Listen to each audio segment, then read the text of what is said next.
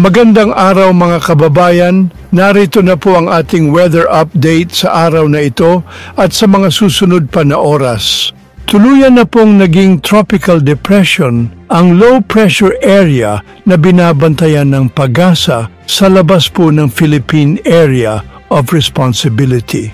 Gayunpaman, wala naman daw po itong direktang epekto sa ating bansa. Ayon po yan sa PAGASA, mga kababayan.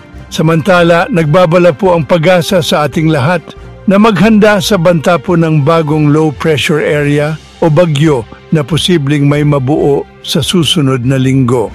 Dahil ayon po sa datos ng PAGASA, patuloy po nilang inoobserbahan ang mga cloud cluster sa Philippine Sea na unti-unting lumalapit sa Visayas at Mindanao. Samantala, southwest monsoon o habagat pa rin ang magpapaulan sa iba't ibang bahagi ng ating bansa, mga kababayan.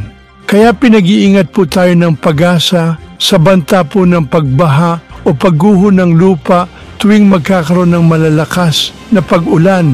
Narito po ang ating ulat panahon, mga kababayan, mula po ito sa PAGASA. Pakinggan niyo po mabuti para makapaghanda na po tayo. Naging isaganap na tropical depression or mahinang bagyo yung ating minomonitor po na low pressure area sa labas ng Philippine Area of Responsibility sa may silangan po ng extreme northern Luzon. Ay nasa higit 1,920 kilometers ito east northeast of Batanes. Maganda balita dahil itong mahinang bagyo hindi naman inaasahang papasok ng ating Philippine Area of Responsibility at wala ring inaasahang direktang epekto sa mga susunod na araw habang patungo po dun sa may North Pacific Ocean sa may south of Japan. Samantala, base rin sa ating latest satellite animation, patuloy nating minomonitor din yung mga cloud clusters at kumpul ng ulap dito sa may silangan po ng Mindanao sa loob at labas ng Philippine Area of Responsibility. Base po sa pinakahuling tropical cyclone threat potential forecast ng PAGASA, possible po na sa susunod po na 3 araw ay may mabuo na low pressure area doon sa labas ng ating Philippine Area of Responsibility at possible po, ito yung mga tinutukoy natin na cloud clusters po sa labas ng PAR kanina.